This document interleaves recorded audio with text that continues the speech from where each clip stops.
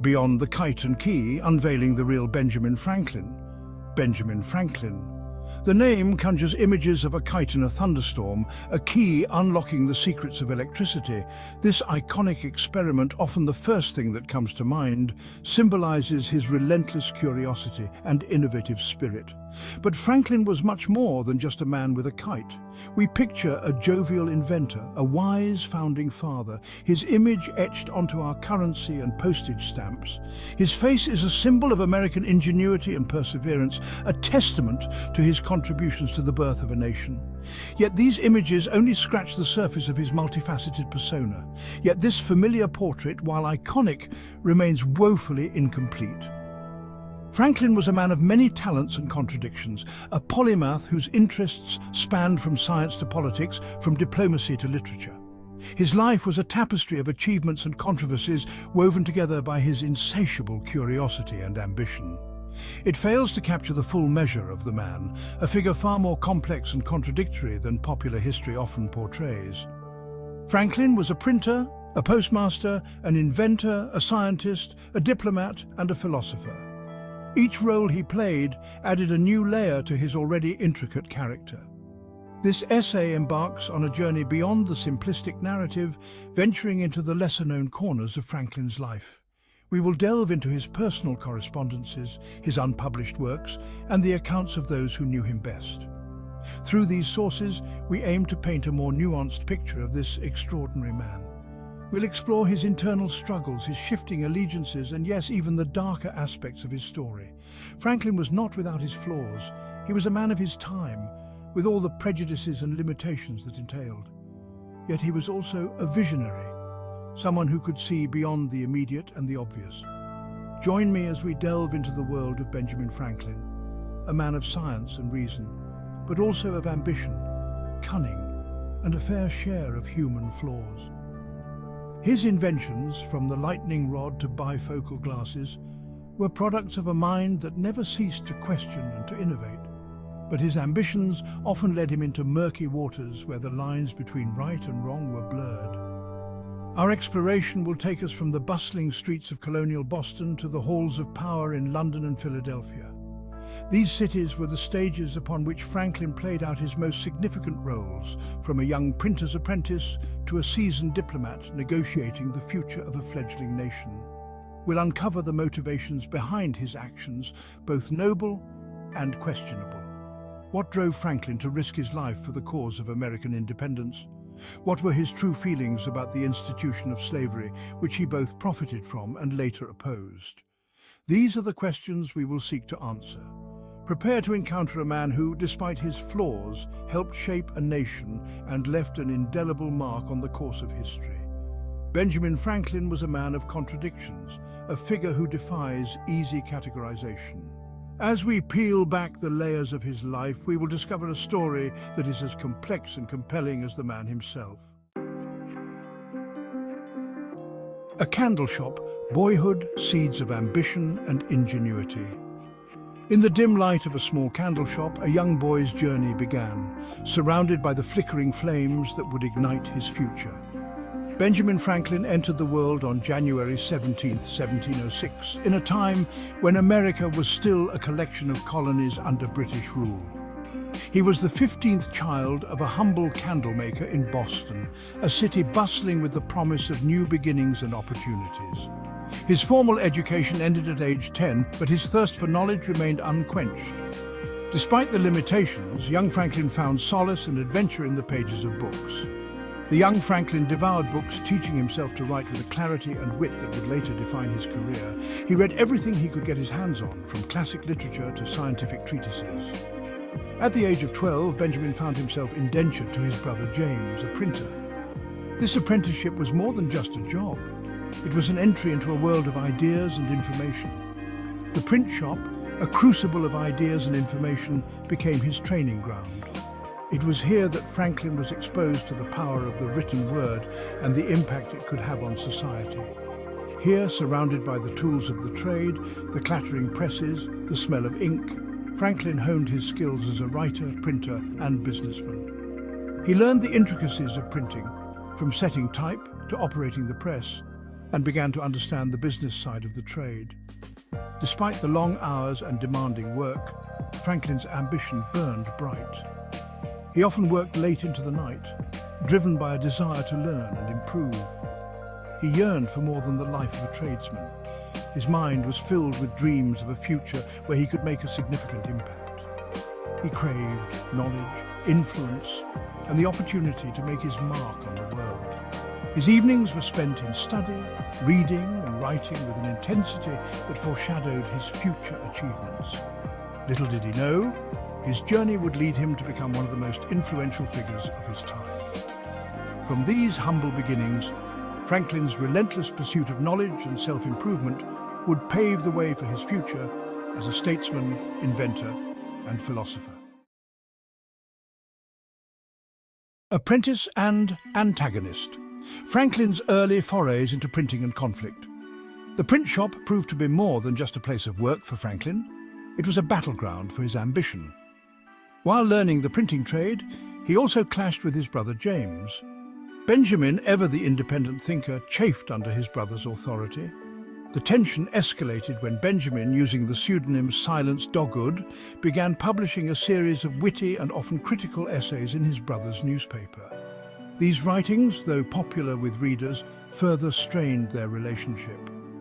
At the age of 17, feeling stifled and seeking new opportunities, Franklin made a daring move. He broke free from his indenture, leaving Boston and his brother behind. This act of defiance, while legally dubious, demonstrated Franklin's unwavering determination to forge his own path. It also foreshadowed his lifelong willingness to challenge authority and convention. Section 4. The Do-Gooder and his descent. Franklin's foray into journalism and social commentary. Landing in Philadelphia in 1723, a young and ambitious Franklin quickly made his mark. The bustling streets of the city, filled with merchants, craftsmen, and a diverse population, provided the perfect backdrop for his aspirations. He found work as a printer, and within a few years established his own printing house. This was no small feat, as the printing business was highly competitive and required not only skill, but also a keen business sense. His business acumen, coupled with his talent for writing, propelled him to success. Franklin's ability to understand the needs and interests of his audience allowed him to produce content that was both engaging and thought-provoking. Franklin's printing press became a platform for his ideas and observations. He was not just a printer, but a commentator on the social and political issues of his time. He published pamphlets, almanacs, and newspapers, including the renowned Pennsylvania Gazette, which became one of the most influential publications in the American colonies. Through his writing, he tackled social issues, advocated for education, and even dared to criticize the powerful Penn family, the proprietors of Pennsylvania. His willingness to speak out against authority figures was both bold and risky. His sharp wit and insightful commentary resonated with the public, earning him both admiration and enemies. Franklin's ability to articulate the concerns and aspirations of the common people made him a beloved figure. Franklin, never one to shy away from controversy, used his platform to challenge the status quo and spark debate. He understood that a free press was essential for a healthy democracy and used his influence to promote transparency and accountability. He understood the power of the press and wielded it effectively, shaping public opinion and influencing the political landscape of his time. Franklin's contributions to journalism and social commentary were not just about reporting the news, but about shaping the very fabric of society. His legacy as a journalist and social commentator continues to inspire generations of writers and thinkers. Franklin's work reminds us of the enduring power of the written word and its ability to effect change. Section 5. A shifting allegiance, from loyalist to revolutionary. In the early days of his career, Benjamin Franklin considered himself a loyal subject of the British Crown. He believed in the benefits of being part of the British Empire and initially opposed calls for independence. However, his views began to shift as tensions grew between Great Britain and its American colonies. Franklin witnessed firsthand the growing discontent among colonists as Parliament imposed increasingly burdensome taxes and regulations. He traveled to London as a representative for Pennsylvania, hoping to find a peaceful resolution to the escalating conflict. However, Franklin's efforts proved futile. The British government remained intransigent, unwilling to address the colonists' grievances. This experience, coupled with his observations of British society, led Franklin to a pivotal realization: the colonies could no longer tolerate British rule. He returned to America a changed man, ready to embrace the cause of independence. Beneath the surface, the enigma of Benjamin Franklin, scientist, inventor, statesman, a founding father, a beacon of reason and enlightenment. But behind the polished facade of this American icon lay a world of secrets, passions, and contradictions. This is the story of the man behind the myth, the hidden life of Benjamin Franklin. Prepare yourself for a tale of love affairs, illegitimate children, and scandalous escapades. This is where history meets human nature. Franklin, the man who preached virtue and thrift, had a weakness for the fairer sex. He was a man of insatiable curiosity, and that curiosity extended to the complexities of love and desire. His life, particularly during his years in London and Paris, was a whirlwind of romantic entanglements, clandestine encounters, and whispered rumors. These experiences would shape his worldview and leave an indelible mark on his legacy. Love and liaison, a trail of broken hearts. Franklin's love life was anything but conventional. His marriage to Deborah Reed was a complex affair, born out of necessity and pragmatism. While Deborah remained in Philadelphia, tending to their household, Franklin's travels took him far and wide, exposing him to a world of temptations. He was a charming and witty conversationalist, a man who enjoyed the company of intelligent and sophisticated women. From London society ladies to Parisian intellectuals, my charm proved irresistible. I engaged in passionate correspondences, stolen moments, and enduring friendships that blurred the lines between platonic and romantic. Names like Catherine Ray, Madame Briand, and Polly Stevenson filled his letters, each relationship leaving its own mark on the tapestry of his life. These women were not mere conquests, but confidants, intellectual sparring partners, and sources of emotional solace. The shadow of illegitimacy, William Franklin's enigma. Perhaps the most scandalous aspect of Franklin's personal life was the birth of his illegitimate son, William. The identity of William's mother remains a mystery to this day, adding another layer of intrigue to Franklin's already colourful biography. Despite the societal stigma attached to illegitimacy, Franklin acknowledged William as his son and played an active role in his upbringing. William's existence was a carefully guarded secret, known only to a select few within my inner circle. The reasons behind this secrecy are complex, ranging from protecting my own reputation to shielding William from the harsh judgments of society. Despite the challenges they faced, Franklin and William developed a close bond, one that would be tested by the tumultuous events of the American Revolution. London Calling, a playground of intrigue. London in the 18th century was a city teeming with life, a melting pot of cultures, ideas, and vices. For a young and ambitious Benjamin Franklin, it was a playground of opportunity. He arrived in London as a printer's apprentice, eager to make his mark on the world. But London had other plans for him. It was here that Franklin's social life flourished, and he found himself drawn into a world of intellectual salons, coffee-house debates, and secret societies. Amidst the intellectual ferment, my charm and wit made me a sought-after guest at social gatherings. I rubbed shoulders with leading thinkers, artists, and politicians, honing my skills as a diplomat and a man of the world. But London was also a city of shadows and secrets, and Franklin's own life began to mirror the city's duality. If London was my playground, Paris was my stage.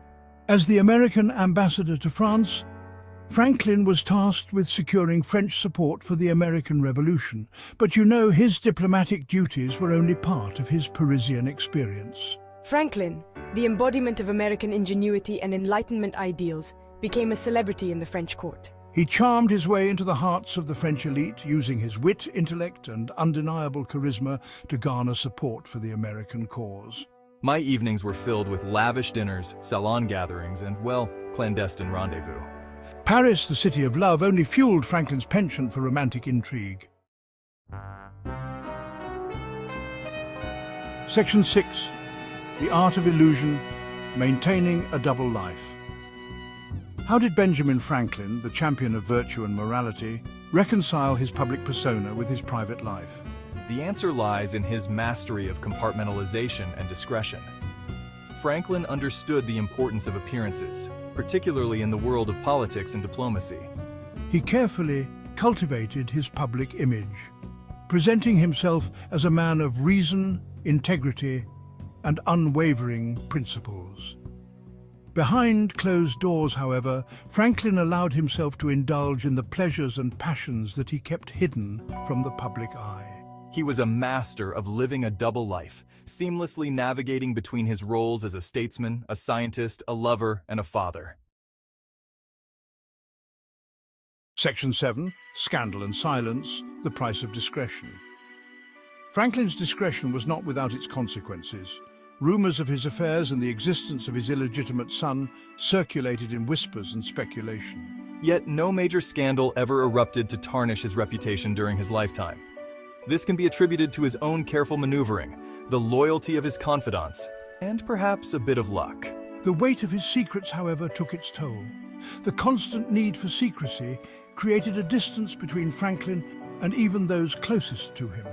The full extent of his personal life, with all its complexities and contradictions, remained hidden from public view, leaving future generations to grapple with the enigma of Benjamin Franklin. Section 8. A Flawed Legacy, Reconciling Genius with Imperfection. Benjamin Franklin's legacy is a complex one. He is revered as a founding father, a polymath, and a symbol of American ingenuity. Yet, his personal life, with its scandals and secrets, challenges our perception of this American icon.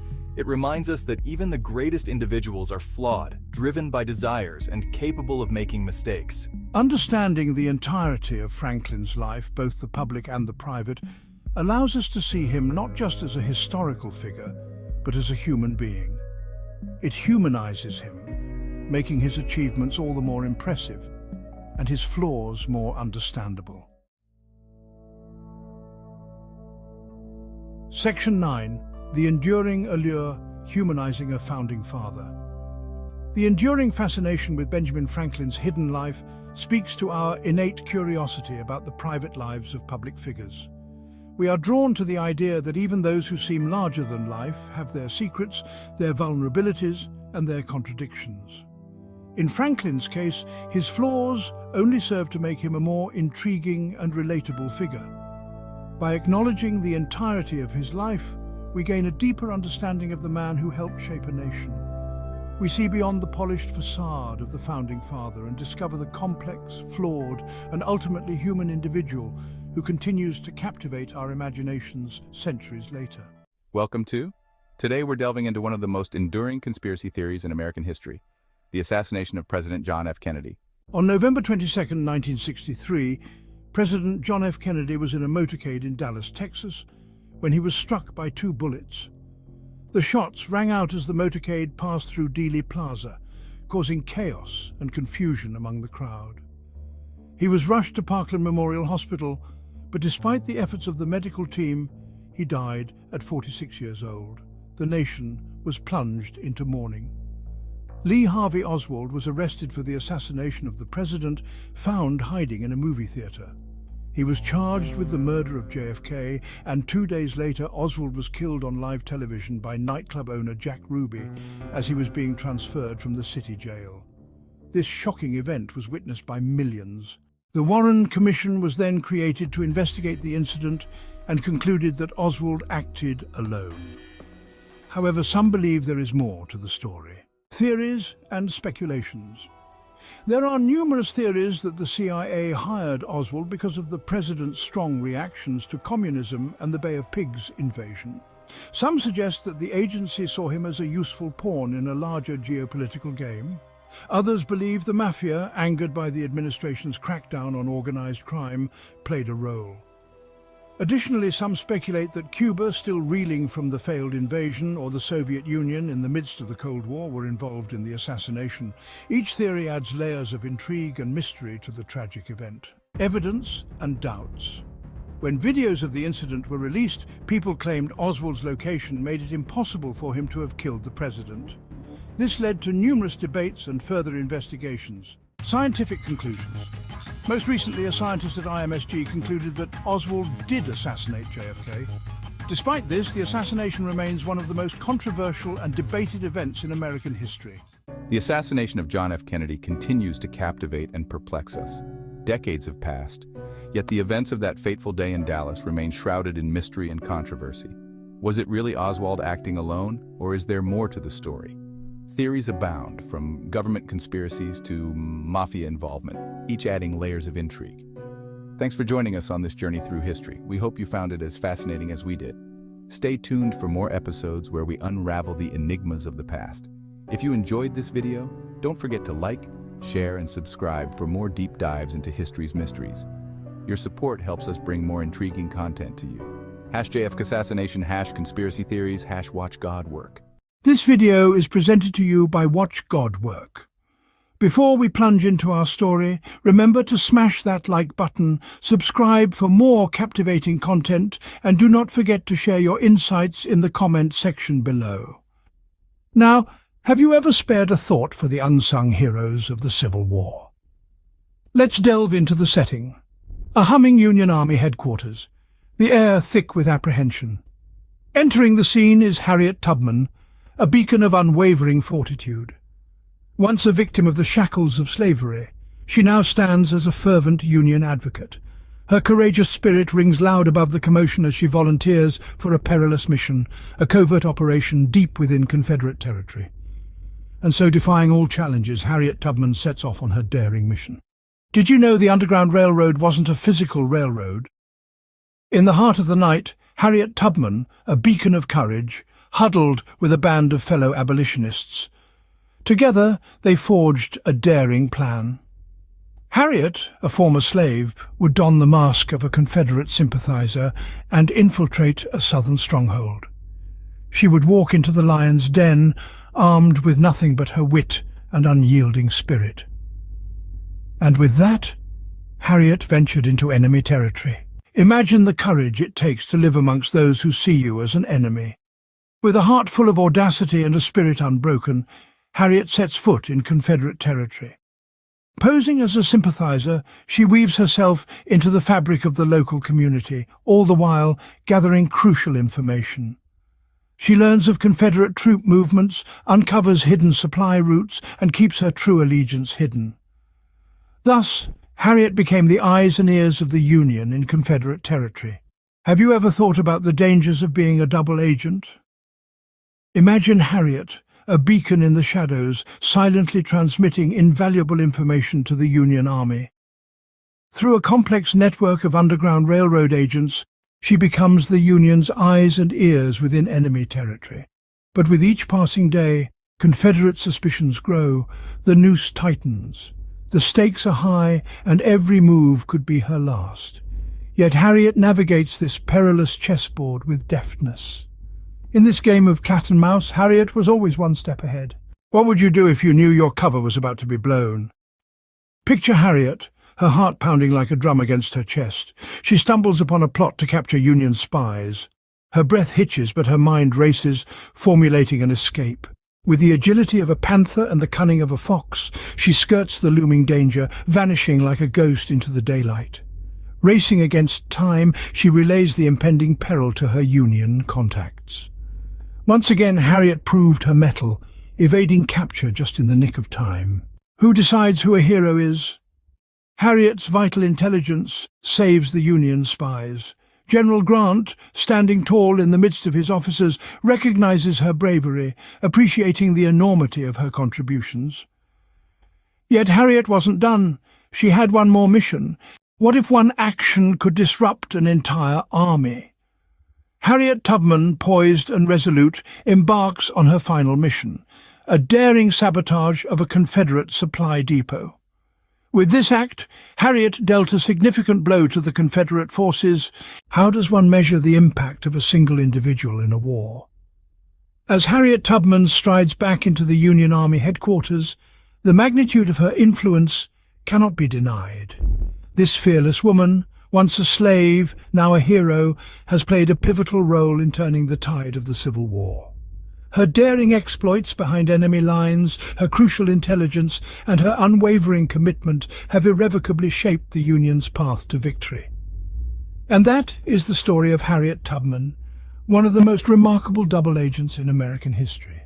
Hello and welcome back to our channel. If you're passionate about understanding the future of our planet, you're in the right place. Don't forget to hit that like button, subscribe, and drop us a comment on what environmental topic interests you the most. Today, we're tackling a pressing and often alarming question. When will California be underwater, and what does that mean for the rest of the world? California, with its iconic coastline, is facing significant threats from rising sea levels due to climate change. Scientists predict that by the end of this century, sea levels could rise by as much as 3 to 10 feet, depending on greenhouse gas emissions and ice sheet stability. But what does this mean for California? Let's break it down. Rising sea levels will have severe impacts on California's coastal cities, including San Francisco, Los Angeles, and San Diego. Critical infrastructure such as airports, highways, and residential areas are at risk of flooding. Areas like the San Francisco Bay and the Sacramento-San Joaquin Delta are particularly vulnerable.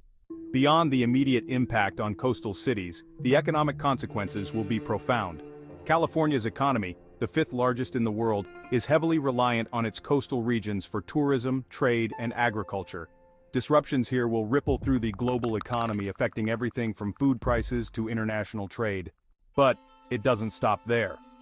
The displacement of millions of people could trigger widespread migration and strain resources in less affected areas. This could lead to social and political tensions both within the United States and internationally. To delve deeper into this issue, we have Dr. John Doe, a climate scientist and policy expert. Dr. Doe, thank you for joining us. Can you elaborate on the broader implications of California's rising sea levels? Dr. John Doe, thank you for having me. The situation in California is a microcosm of the larger global climate crisis. As sea levels rise, we will see more frequent and severe storm surges, coastal erosion, and habitat loss. This not only affects human populations but also critical ecosystems. Globally, low-lying countries and cities will face similar challenges, leading to a potential humanitarian crisis on an unprecedented scale. Thank you, Dr. Doe. It's clear that the implications of California going underwater are far-reaching, but what can we do? Addressing climate change requires global cooperation and immediate action. Reducing greenhouse gas emissions, investing in renewable energy, and developing adaptive infrastructure are crucial steps. What do you think? How can we better prepare for and mitigate the impacts of rising sea levels? Let us know in the comments below. Don't forget to like this video if you found it informative, subscribe for more discussions on pressing environmental issues, and hit the notification bell so you never miss an update. Thanks for watching, and we'll see you next time. What if a melody could dispel hate? Meet Daryl Davis, a man who uses music and conversation as his weapons against racism. Daryl Davis isn't just an accomplished pianist with a flair for jazz. No, he's a man who strikes a chord that resonates far beyond any concert hall. With his piano keys, he not only creates soulful melodies but also opens dialogues that challenge the very core of prejudice and hatred. Born into an era when civil rights were not a given, Daryl grew up witnessing the stark realities of racism. These early experiences, rather than embittering him, kindled a fire within. A fire not for revenge, but for understanding. A fire that would later fuel his lifelong mission to bridge the racial divide. As a young African-American musician, Daryl found himself in the unique position of sharing stages with white musicians in the jazz clubs of the 70s. And it was here that he began to see the transformative power of music, its ability to break down barriers, to make people listen, not just to the rhythm, but to each other. In these spaces, Daryl's music became more than just entertainment. It became a symphony of social change, an anthem for unity. His performances were not just about pleasing the crowd, but about challenging them, about making them face the discordant notes of prejudice, and encouraging them to change the tune.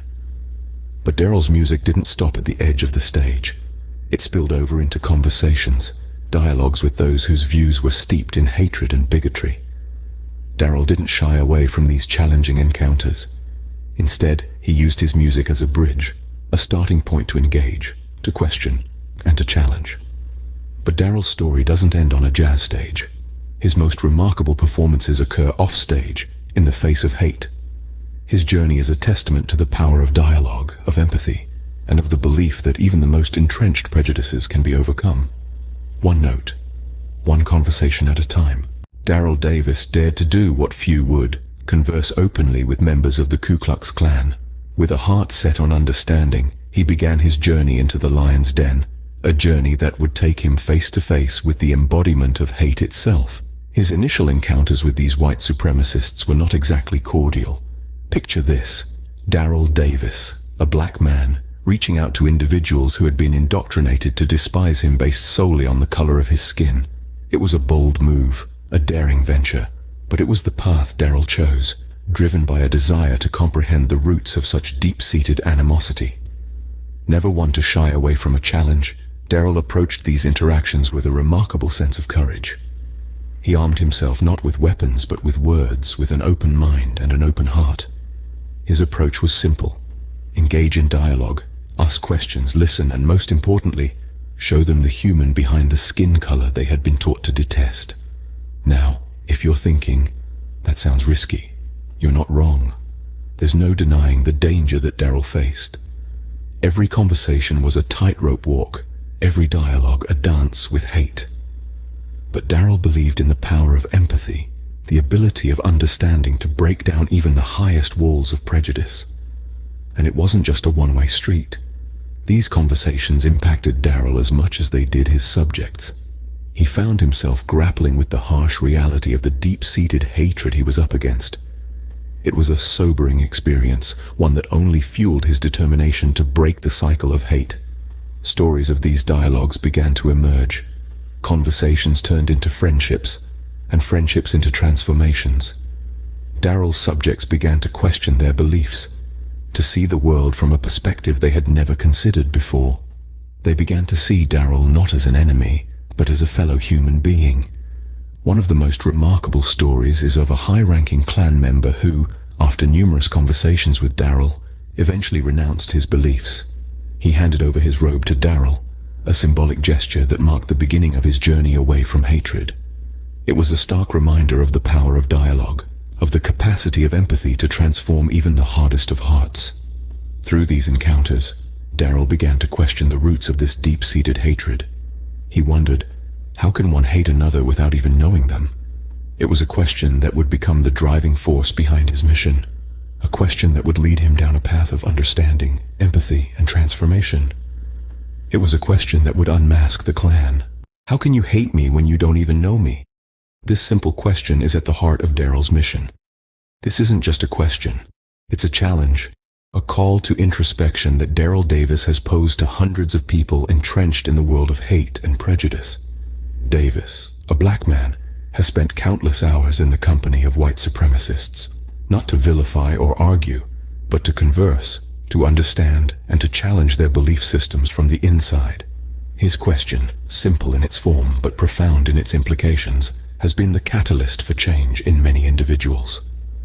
Take the case of former Ku Klux Klan member John. John was raised in an environment of hate, and his worldview was cemented by the echo chamber of his Klan community. He admits he never questioned his beliefs until he met Davis. Davis didn't confront John with anger or disdain, but with a genuine curiosity. "How can you hate me when you don't even know me?" Davis asked. And for the first time, John found himself grappling with a question he couldn't answer. Davis's approach is rooted in empathy, in the belief that beneath the layers of hate and prejudice, there lies a common humanity. He doesn't view white supremacists as monsters, but as individuals who have strayed from the path of empathy and understanding. His mission is not to fight hate with hate, but to extinguish it with the light of understanding and the warmth of human connection. The power of Davis's approach lies in its potential for self-reflection. When faced with his question, many white supremacists find themselves confronting the irrationality of their beliefs. It's not a quick process. It takes time, patience, and a lot of difficult conversations. But as former Klan member Paul puts it, Daryl's question forced me to confront my own ignorance. It made me realize that my hate was not based on facts, but on unfounded fears and prejudices. There are countless stories like John's and Paul's, individuals who were able to break free from the chains of hate due to their interactions with Davis. They are testament to the transformative power of dialogue and empathy. But let's not forget, Davis's question is not just for those who bear the symbols of hate. It's a question we should all ask ourselves. How often do we form opinions of people based on their race, religion, or nationality without really knowing them? How often do we let stereotypes and biases cloud our judgment? In a world increasingly divided by hate and prejudice, Davis's question serves as a poignant reminder of our shared humanity. It forces us to confront our own biases, to question our prejudices, and to strive for a world where hate is replaced by understanding and empathy. Despite the transformation of some, Daryl's mission is far from easy. But as long as there are walls of hate to be dismantled, you can be sure that Daryl Davis will be there, armed with his piano and his profound question, chipping away, one conversation at a time. Daryl's journey is fraught with risks, threats, and personal challenges. It's a path not many would dare to tread. Yet, Daryl Davis, with his unshakable resolve, has been navigating this treacherous terrain for over 3 decades. Imagine sitting across from people who hate you for no reason other than the color of your skin. Imagine listening to their vitriolic ideologies, their prejudiced beliefs, their unfounded hatred, all the while maintaining an open mind and a calm demeanor. That's Daryl's everyday reality, a reality marked by personal threats and dangers. There are people who vehemently disagree with his mission, people who see his conversations with white supremacists as a betrayal. He's been accused of sympathizing with the enemy, of giving them a platform. He's received threats, faced hostility, but he remains undeterred. Because for Daryl, the goal isn't to amplify hate, but to dismantle it, one conversation at a time. But the challenge isn't just external. There's a significant emotional toll as well. Engaging with white supremacists, hearing their hate-filled rhetoric, can be mentally exhausting.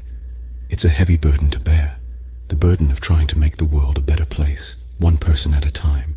It's a burden that can often feel overwhelming, that can seep into his personal life, adding strain to his relationships. This brings us to another essential part of Daryl's journey, the impact it has on his loved ones, his family and friends, who watch him walk this dangerous path, who share his mission, but also fear for his safety.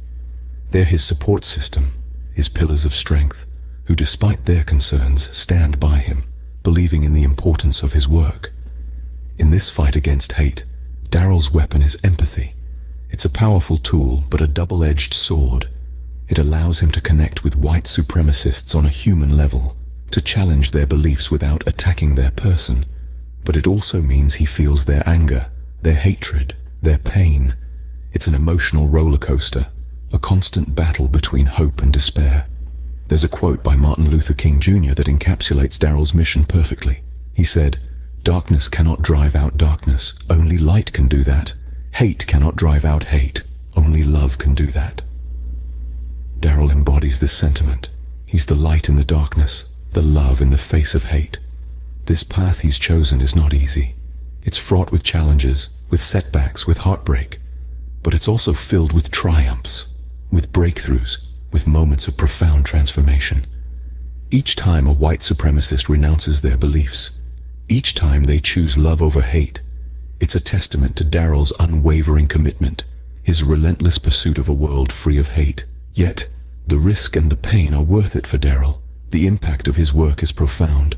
He's not just changing minds, he's changing hearts, he's changing lives.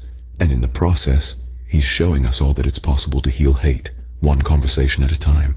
Daryl Davis's legacy transcends music. He is a catalyst for transformation. With these words, we delve into the long-lasting impact of Daryl's work, a ripple effect that has reached far beyond the individuals he has directly engaged with. Over the years, Daryl's unique approach of engaging in open dialogue with white supremacists has led to profound transformations. He has forged connections, built bridges, and shown that beneath the masks of hatred and prejudice, there is a common thread of humanity that binds us all. His methods have been unconventional, even controversial, but there's no denying the results. His living room is proof of that, lined with the robes and hoods of former clan members, symbols of a past they chose to leave behind. We've heard from some of these former white supremacists, men and women who have renounced their beliefs and walked the path of change. Their stories are testaments to the power of empathy and understanding. They speak of Daryl's patience, his willingness to listen, and his refusal to meet hate with hate. Instead, he met it with curiosity, with questions, and with an open heart. But Daryl's influence extends beyond these individuals. His work has sparked discussions and debates among academics, activists, and community members. It has challenged long-standing perceptions about racism and hate, and how to address them. Professor James Baldwin, a noted scholar in race relations, observes that Daryl's approach is a stark reminder that combating racism is not about drawing lines between us and them. It's about recognizing our shared humanity and confronting the ignorance and fear that breeds hate. Community activist Angela Davis adds, Daryl has shown that change comes from dialogue, from understanding, not from suppression or violence. His work is a testament to the power of empathy in dismantling prejudice. Indeed, Daryl's legacy is one of transformation. He has shown us that change is not a distant dream, but a reality that can be achieved through patience, dialogue, and understanding. His journey reminds us of the power of a single question, one that challenges preconceived notions and breaks down barriers. How can you hate me when you don't even know me? Daryl Davis's legacy transcends music. He is a catalyst for transformation. These words echo as we reflect on the lives he has touched, the minds he has opened, and the walls of prejudice he has torn down. His work continues to inspire and challenge us, a beacon of hope in a world often divided by fear and misunderstanding. It serves as a powerful reminder that change begins with a conversation, with an open mind, and with a willingness to see the person beneath the color of their skin. Through empathy and open dialogue, Daryl Davis has proven that change is possible, even in the most unlikely places.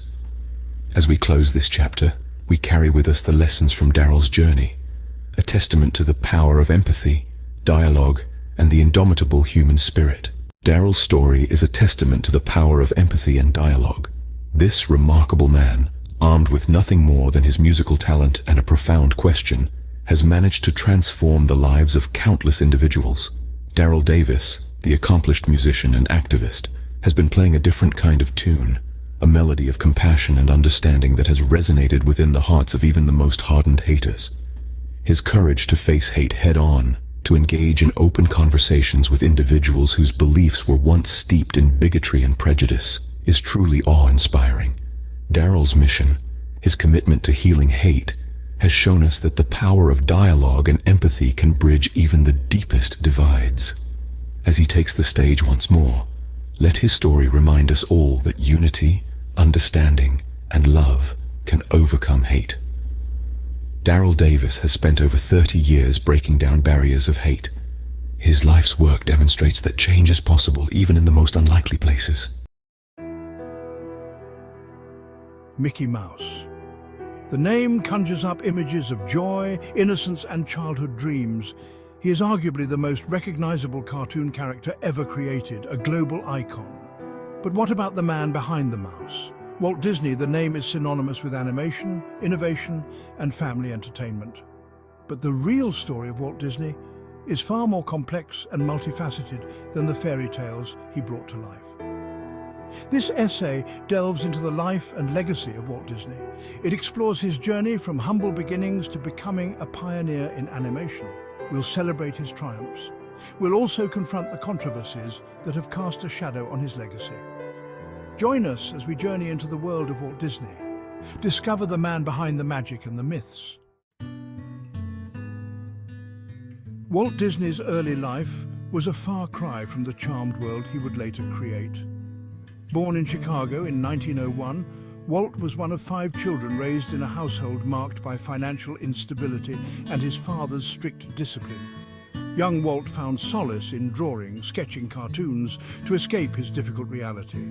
His family moved to a farm in Missouri, a period that would later inspire many of his film's idyllic rural settings. However, life on the farm was tough. Walt worked long hours helping his father, but he always found time to nurture his artistic talents. Books and drawing became his escape, fueling his imagination and creativity. I remember those days on the farm. They were hard, but they taught me the value of perseverance and hard work. And in those quiet moments with a pencil in hand, I found my true passion. Walt's journey in animation began after World War I. He moved to Kansas City, determined to make a career out of his passion. He started a small animation studio, Laugh-O-Gram Films, which enjoyed modest success but ultimately went bankrupt. Undeterred, Walt packed his bags and headed west to Hollywood in 1923 with little more than $40 and a dream. Those early days were tough, but Walt never gave up. He and his brother Roy founded the Disney Brothers Studio. They found initial success with a series of short films featuring a character named Oswald the Lucky Rabbit. However, a contract dispute led to the loss of Oswald's rights, a crushing blow for the young studio. It was during this period of uncertainty that Walt conceived of a new character, a small, mischievous mouse named Mickey.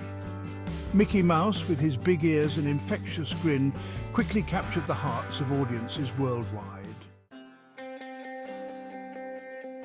While Walt Disney's career soared, his personal life was not without its complexities. He was known to be a demanding perfectionist, often pushing his employees to their limits.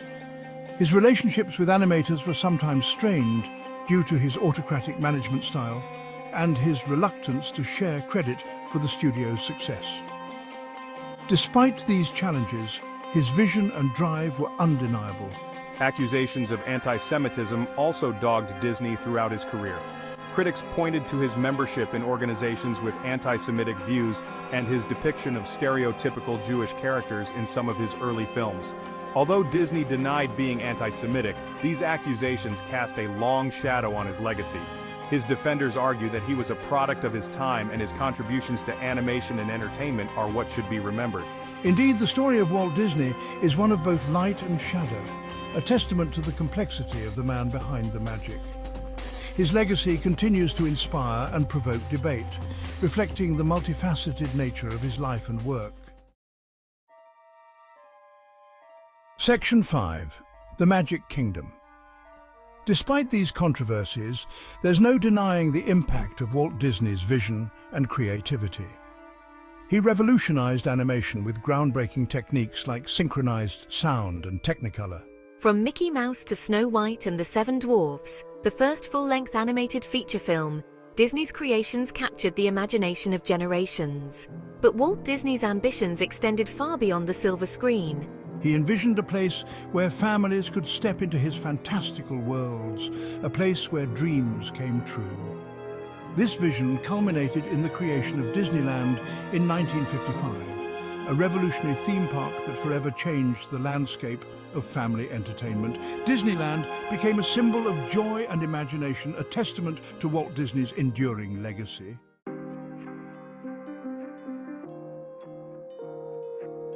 Section 6. A Legacy of Dreams.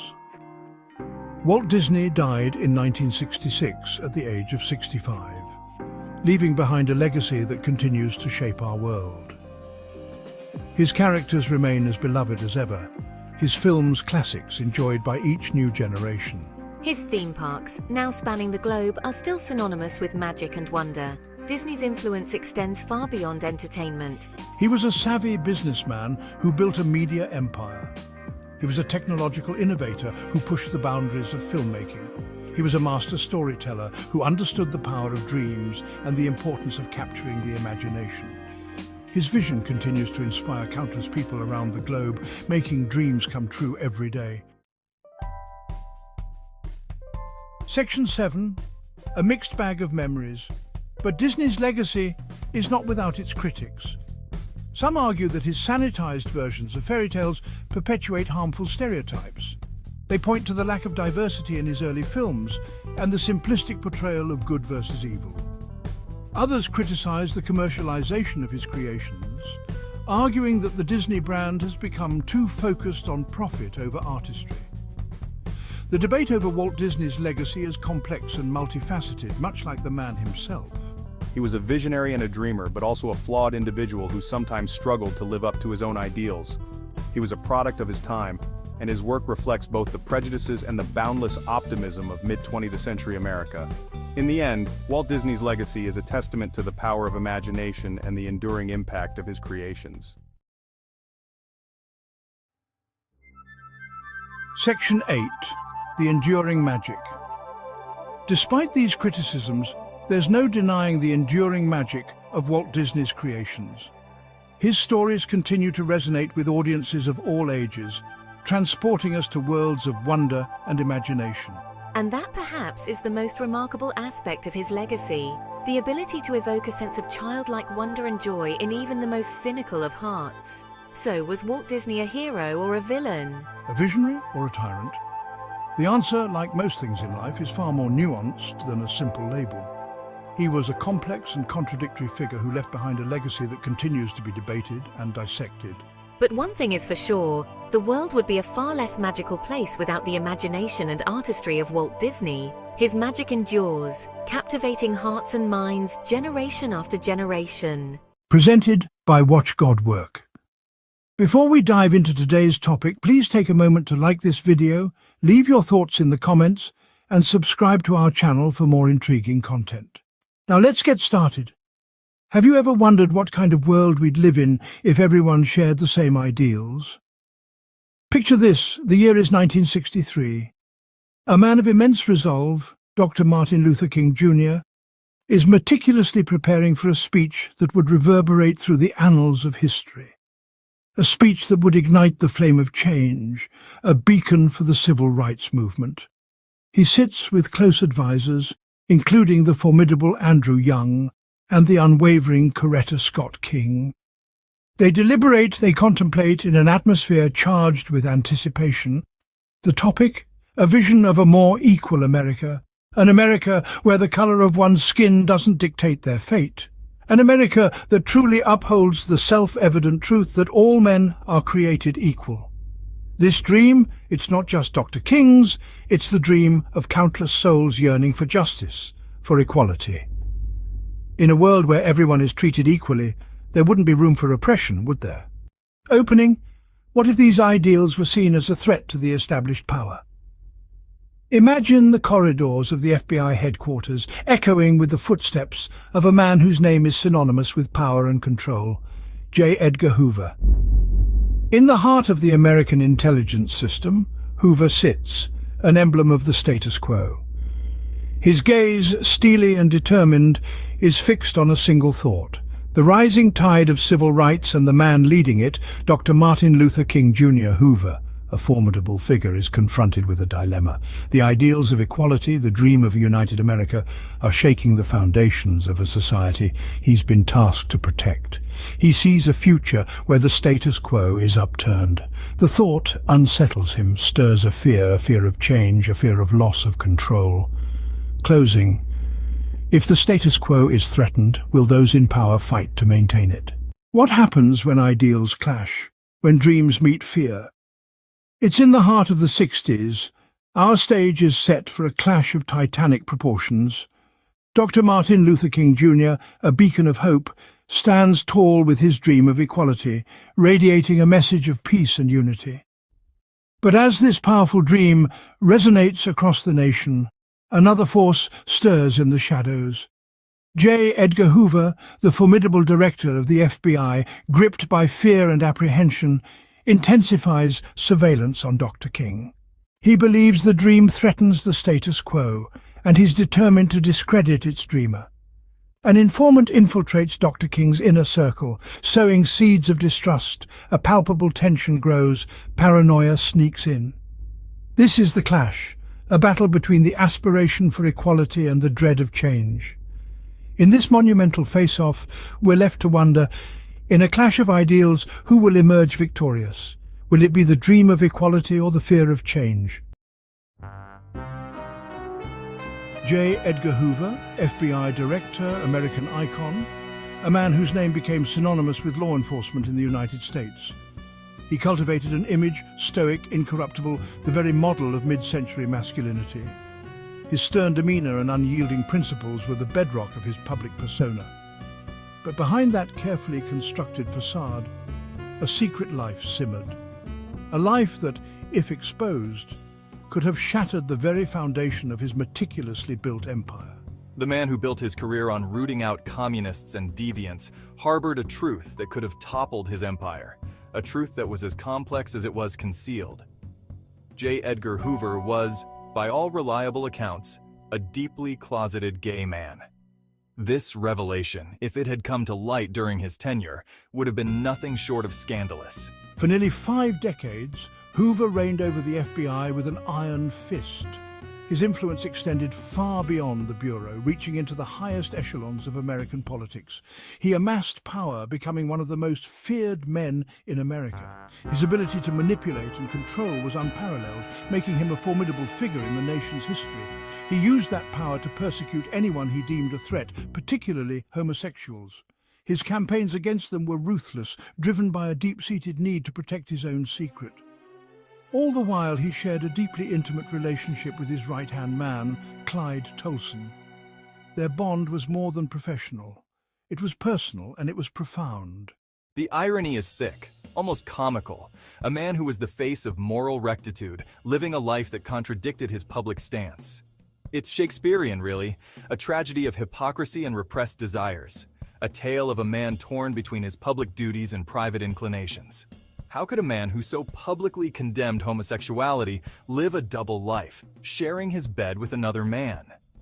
The dichotomy is as fascinating as it is tragic. That's the question we're going to unpack. We'll delve into the complexities of Hoover's life, exploring the duality that defined him and the impact it had on his legacy. Let's talk about Clyde Tolson, a man who, for many, remains an enigma wrapped in the annals of American history. Tolson was Hoover's constant companion, confidant, and, according to many historians, lover. Their relationship was one of the most intriguing and speculated upon partnerships in the history of the FBI. They worked side by side, vacationed together, even lived together in their later years. Their bond was so strong that it transcended the professional realm, seeping into their personal lives in ways that were both profound and enduring. Clint Eastwood's film J. Edgar depicts this relationship, though with a Hollywood gloss. The film attempts to peel back the layers of their complex relationship, offering a glimpse into the emotional depth that characterized their bond. Eastwood's film, for all its flaws, captures the intimacy between these two men. It portrays their relationship with a sensitivity that hints at the unspoken emotions and the unbreakable trust they shared. In one scene, Hoover, played with brooding intensity by Leonardo DiCaprio, explodes in anger when Tolson arrives late to a function. This scene is a powerful depiction of the underlying tensions and the deep-seated emotions that often simmered beneath the surface. The subtext is clear. This is about more than just professional frustration. It hints at a deeper, more personal connection that was fraught with its own set of challenges and complexities. Historians have documented the pair's closeness. Their relationship has been the subject of numerous studies, each attempting to unravel the true nature of their bond. They shared meals, vacations, even racehorses. These shared experiences were not just about companionship, but also about building a life together, one that was intertwined in ways that went beyond mere friendship. When Hoover died, Tolson inherited his estate. This act of inheritance was a testament to the deep trust and affection that existed between them, a bond that was recognized even in death. He even had Hoover's body moved to lie beside his own in the Congressional Cemetery. This final act of devotion speaks volumes about the depth of their relationship, one that was meant to endure even beyond the grave. Was it a romantic relationship in the traditional sense? The lines between friendship and romance often blur, especially in relationships as unique as theirs. The evidence is circumstantial but compelling. While there may not be definitive proof, the myriad of small, intimate details paint a picture of a relationship that was deeply personal and emotionally charged. What can't be denied is the deep emotional connection between the two men. Their bond was one of mutual respect, admiration, and an unspoken understanding that transcended the ordinary. a connection that Hoover, for all his power, felt compelled to hide from the world. In an era where such relationships were taboo, their bond remained a closely guarded secret, a testament to the complexities of love and friendship in a time of rigid societal norms. While Hoover cultivated his relationship with Tolson behind closed doors, he waged a very public war on homosexuality. This duality in his life was stark and deeply troubling. On one hand, he shared a close, almost inseparable bond with Tolson, his right-hand man at the FBI. On the other, he spearheaded a campaign that targeted and vilified the very community he was secretly a part of. This period, known as the Lavender Scare, saw thousands of gay men and women lose their jobs, their reputations, and their lives. The fear and paranoia that gripped the nation were palpable. People lived in constant dread of being outed, of having their private lives exposed and scrutinized by a society that was unforgiving and cruel. Hoover's FBI played a key role in this persecution. They were relentless in their efforts, using every tool at their disposal to root out what they saw as a threat to national security. The agency's involvement was not just about enforcing the law. It was about creating an atmosphere of fear and suspicion. They compiled lists of suspected homosexuals, used entrapment techniques, and conducted invasive surveillance. These actions were not just about maintaining order, they were about control and domination, and fueled the flames of public hysteria. The media played its part too, sensationalizing stories and spreading fear. Headlines screamed about the dangers of homosexuality, further marginalizing an already vulnerable community.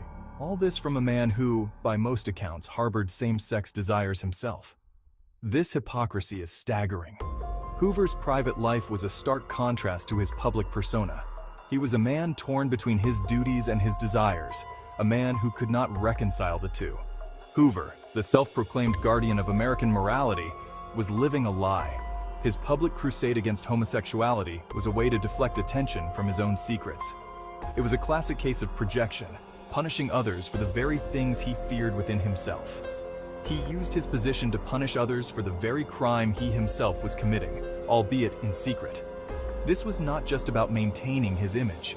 It was about survival in a society that would not accept him for who he truly was. This wasn't just a personal failing, it was an abuse of power on a massive scale. Hoover's actions were a gross misuse of his authority, impacting countless lives and perpetuating a culture of fear and discrimination. Hoover's actions had real devastating consequences for countless innocent people. Families were torn apart, careers were destroyed, and lives were irrevocably changed. The scars left by this period are still felt today, and it all stemmed from his own internalized homophobia, his inability to reconcile his desires with his public persona. Hoover's story is a tragic reminder of the dangers of living a double life, of the harm that can come from denying one's true self.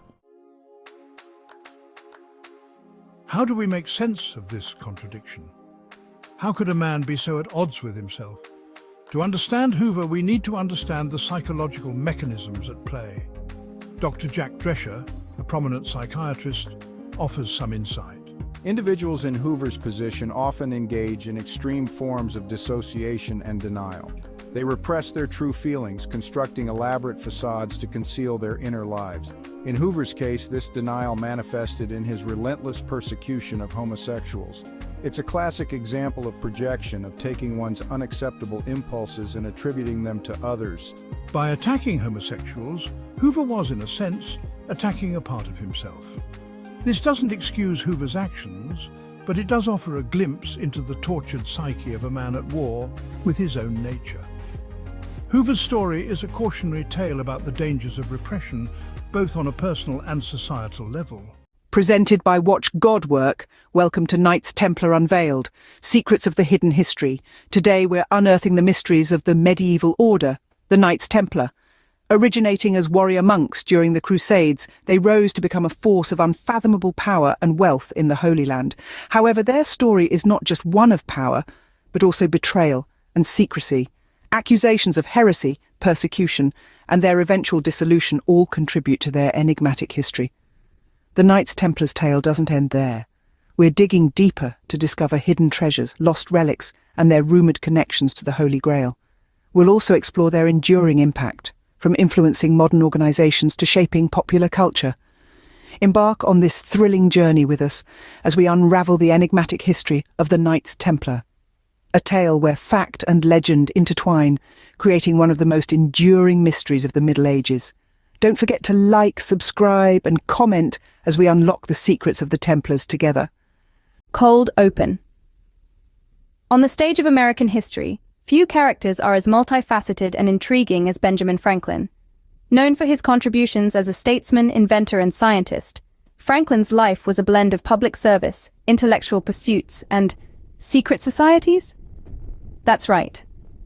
Among the lesser-known aspects of Franklin's storied life is his connection to a notorious group known as the Hellfire Club. Born in Boston in 1706, young Benjamin Franklin was the 15th of 17 children. His education was limited, but his intellectual curiosity was boundless. Through self-study and voracious reading, Franklin grew into a man of many talents: inventor, writer, printer, political theorist, diplomat. Franklin wore many hats, and he wore them well. His experiments with electricity and the publication of Poor Richard's Almanac are testaments to his scientific and literary prowess. Now let's set the stage for the Hellfire Club. Originating in England in the 18th century, the Hellfire Club was a secret society known for its unconventional and often scandalous activities. Comprised of high-ranking individuals, it was a place where the elite could indulge in pleasures away from prying eyes. But how did Benjamin Franklin, a revered figure in American history, become associated with this secretive and somewhat infamous club? Franklin was a frequent visitor to England, and during his stays, he was known to visit the Hellfire Caves in West Wickham, where the club often convened. There's a shroud of mystery that hangs over Franklin's involvement with the Hellfire Club. The exact nature of the club's activities and rituals remain a topic of speculation and controversy. Did Franklin partake in these activities, or was he merely an observer? The answer to this question remains elusive. Despite the intrigue surrounding his association with the Hellfire Club, Franklin's legacy is not overshadowed. As a key figure in American independence and as a diplomat, his contributions to American history are undeniable. His name is synonymous with innovation, intellect, and integrity. Today, historians and scholars continue to debate Franklin's involvement with the Hellfire Club. Some argue that his participation was minimal, while others suggest a deeper involvement. Regardless of where the truth lies, these discussions add an extra layer of fascination to an already compelling character. The connection between Benjamin Franklin and the Hellfire Club is enigmatic, to say the least. It's a blend of history and mystery that continues to intrigue us centuries later. But one thing is clear. Despite the whispers of secret societies, Benjamin Franklin's contributions to science, politics, and American history remain his most enduring legacy. Albert Einstein was more than just a scientist. He was a visionary, a thinker who dared to challenge the status quo. He reshaped our understanding of the universe, forever altering the landscape of modern physics. Born in Germany in 1879, Einstein's genius blossomed early. Even as a child, he was curious about the mysteries of the world. He gave us the theory of relativity, a groundbreaking concept that changed how we perceive the fabric of reality. This theory revolutionized our understanding of gravity, space, and time, opening new doors to scientific exploration. Einstein wasn't just a theoretical physicist. He was a humanitarian, deeply concerned with the well-being of humanity. He opposed war and injustice, using his influence to advocate for peace. He became an American citizen in 1940, seeking refuge from the turmoil in Europe. This was a time of great turmoil in the world, with conflicts and uncertainties shaping the global landscape. Einstein believed in peace and equality, striving to make the world a better place for all. His voice resonated beyond the scientific community, reaching people from all walks of life. He spoke out against racism and nuclear weapons, advocating for a world free from hatred and destruction. This made him a target of suspicion in a world on edge, but his commitment to his principles never wavered. The world was in chaos when Einstein arrived in America. The shadow of World War II loomed large. The Great Depression had gripped the globe. Fear and paranoia were rampant. The rise of fascism in Europe fueled anxieties. Communism presented another ideological threat. The United States, though a beacon of freedom, grappled with its own demons. McCarthyism cast a long shadow. It promoted fear of communist infiltration. This atmosphere of suspicion created fertile ground for distrust.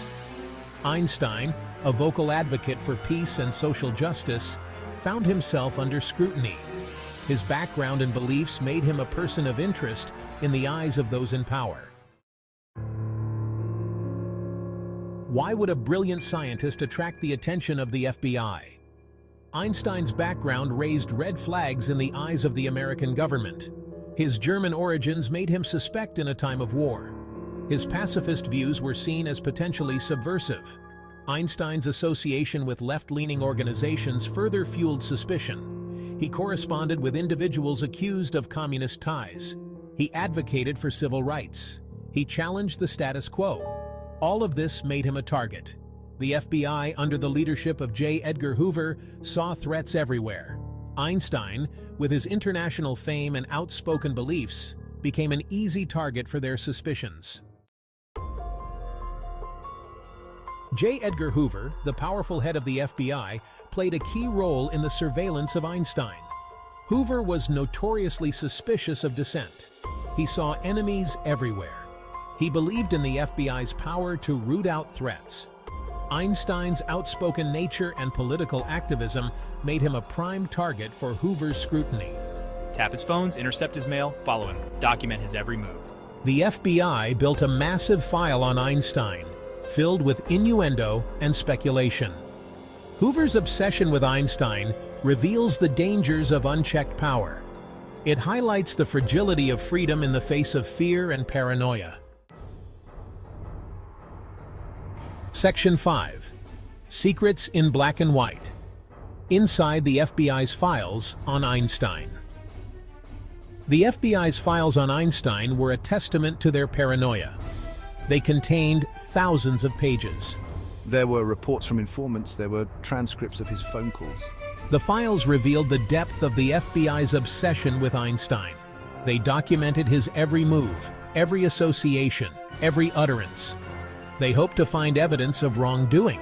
They wanted proof of disloyalty. However, the files ultimately revealed nothing more than Einstein's commitment to peace and social justice.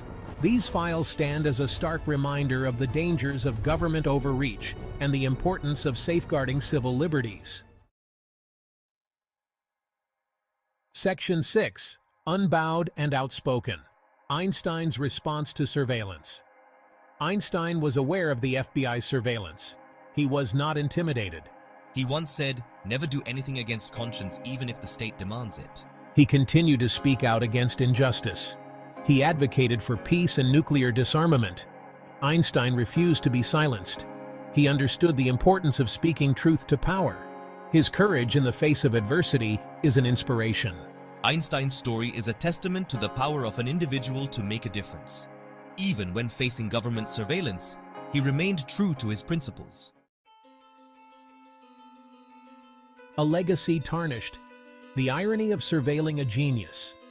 The FBI's surveillance of Einstein is a stain on American history. It is ironic that a nation founded on freedom would target one of the greatest minds of all time. Instead of celebrating his genius, they treated him like a threat. They wasted resources on pointless investigations. This episode highlights the dangers of fear-mongering and the importance of critical thinking. Einstein's story serves as a cautionary tale. It reminds us to be vigilant in defending our freedoms. We must hold our leaders accountable for their actions. Beyond the microscope, the broader implications for privacy and freedom. Einstein's case highlights a larger issue: the balance between security and freedom. When does surveillance go too far? The FBI's actions raise serious questions about government overreach. They trampled on Einstein's civil liberties. This case serves as a warning about the dangers of unchecked power. We must protect the right to privacy. We must defend freedom of speech and association. These are the cornerstones of a free society. Echoes in the Digital Age: Lessons from Einstein's Surveillance in the 21st Century. The story of how one of the greatest minds of the 20th century was watched and monitored by his own government is a cautionary tale for us all. The surveillance of Einstein has chilling echoes in the digital age. His every move was scrutinized, his communications intercepted, and his privacy invaded. This was done under the guise of national security. Today, governments and corporations collect vast amounts of data on individuals. From our online activities to our physical locations, nothing is off limits. The scale and scope of this data collection are unprecedented. Technology has made it easier than ever to track our movements, communications, and even our thoughts. With the advent of smartphones, social media, and the Internet of Things, our lives are more connected and more surveilled than ever before. We must learn from the mistakes of the past. The surveillance of Einstein serves as a stark reminder of the dangers of unchecked power and the importance of protecting our civil liberties. We must safeguard our privacy in this new era. This means being vigilant about the data we share and taking steps to protect our personal information. The fight for digital privacy is the defining civil rights battle of our time.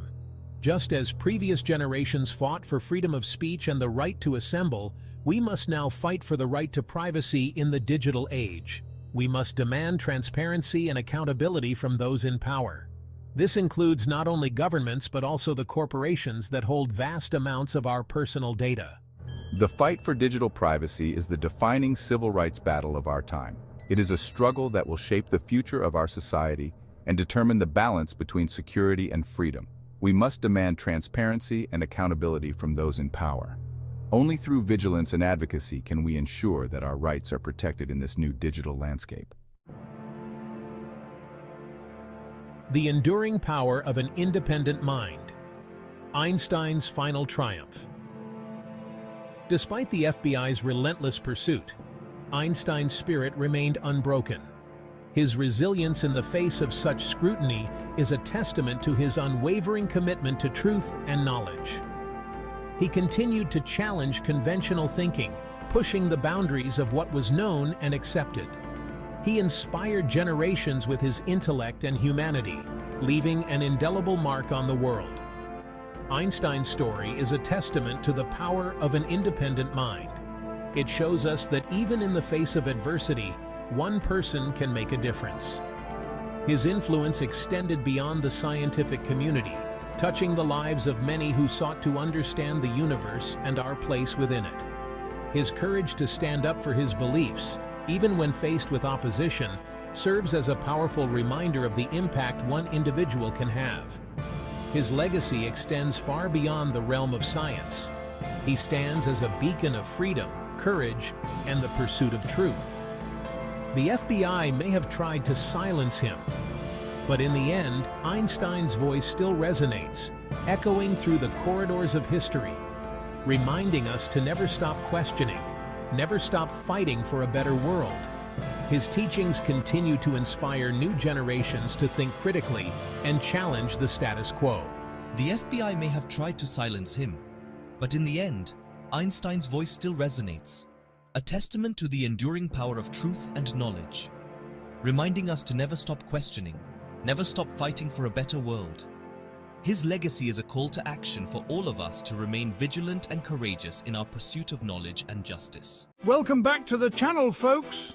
I'm the real Black Nerd, and today we're tackling a big question: who really discovered America?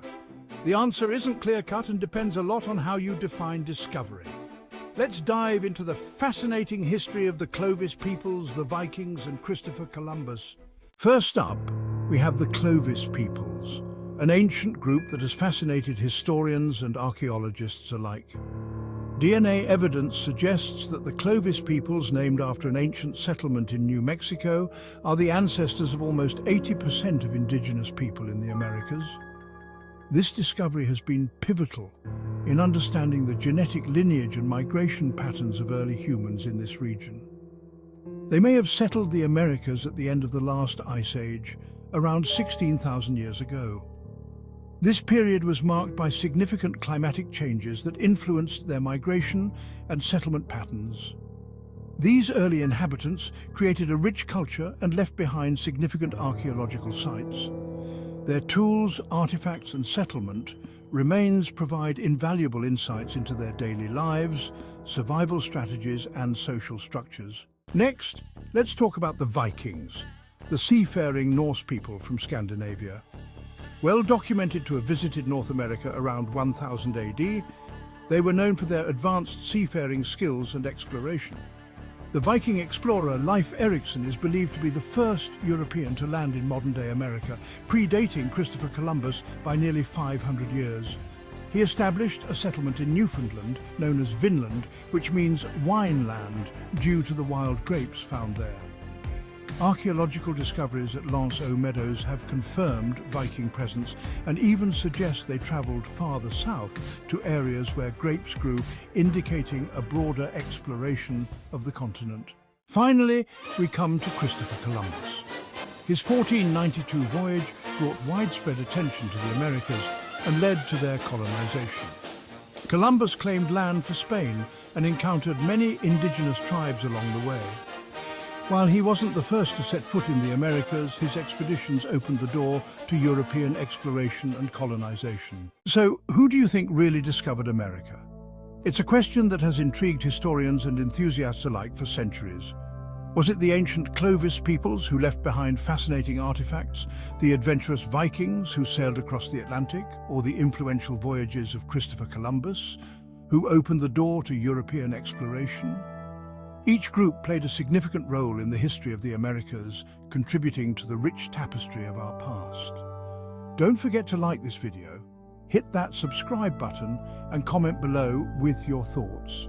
Your engagement helps us bring more content like this. Let's get the discussion going. Share your theories and insights in the comments. Thanks for watching, and I'll see you in the next episode. Stay curious and keep exploring. Welcome back to the channel, folks. I'm the Real Black Nerd, and today we're diving into the real history behind Thanksgiving, a story that's far from the cheerful narrative we've been taught. While communing with loved ones and showing appreciation for life's bounties is a positive aspect of Thanksgiving, the factual history behind the holiday reveals a darker truth of colonialism and over 400 years of atrocities committed against Native Americans and First Nations people.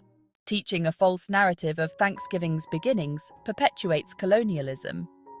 It just disregards the centuries of brutality against Native Americans and chooses to take this one tiny snapshot, and in the world of social media, it puts all the pretty filters on it so that it doesn't look the way it truly did.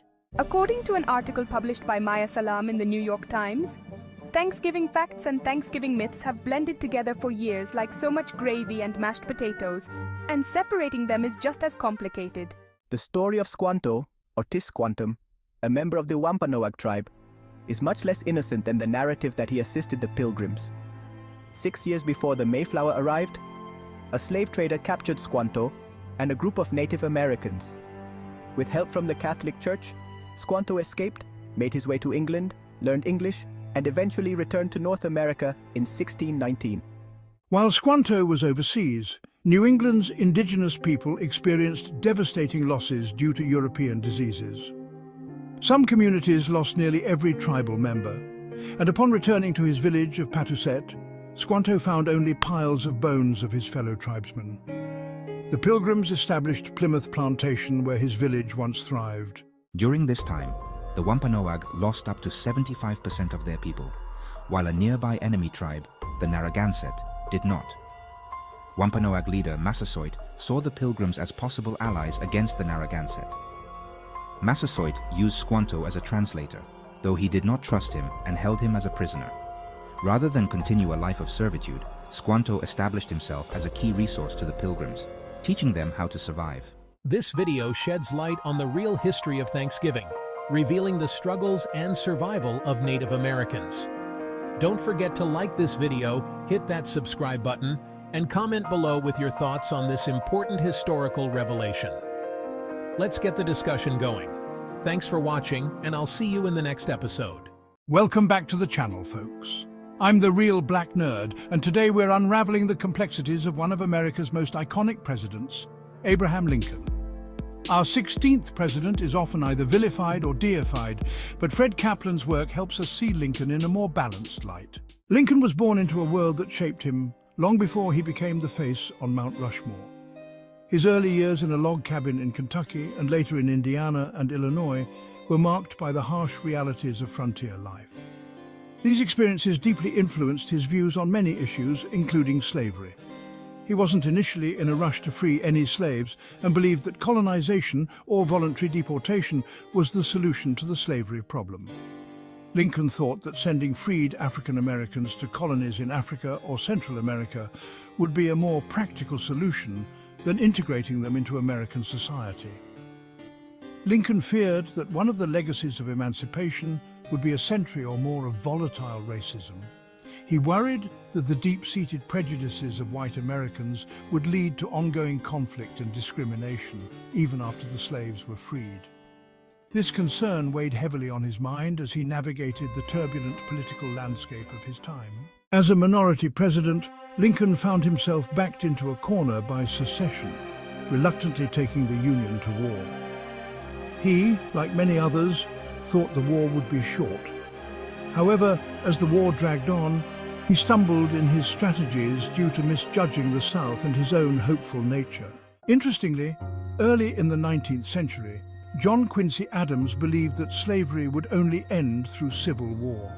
He foresaw a great conflict that would tear the nation apart, but ultimately bring about the end of this inhumane practice. Adams dismissed colonization as impractical and unjust, arguing that it was not a viable solution to the deeply rooted problem of slavery in America. In contrast, Lincoln put his hopes in the colonization society, believing that relocating freed slaves to Africa could be a peaceful solution. He had faith that good sense and the better angels of our nature would eventually lead to the peaceful elimination of slavery, without the need for a devastating war. Lincoln had no specific plan for post-war reconstruction and national reunification. Whether he would have succeeded better than his successors remains a matter of debate. The entrenched racism and conflicting views on state sovereignty and federal authority would have persisted regardless of Lincoln's survival. So, as we celebrate Lincoln's legacy, we must delve deeper into his life and times. It's essential to remember him as a complex figure, not just a mythologized hero. His decisions during the Civil War, his speeches, and his leadership were all part of a nuanced narrative. Make sure to like this video, hit that subscribe button, and share it with your friends who love history. Comment below with your thoughts on Abraham Lincoln's true legacy. Do you see him as a hero, a flawed leader, or something else entirely? Let's get the discussion going. Thanks for watching and for being part of this historical journey. I'll see you in the next episode, where we explore more fascinating figures from history.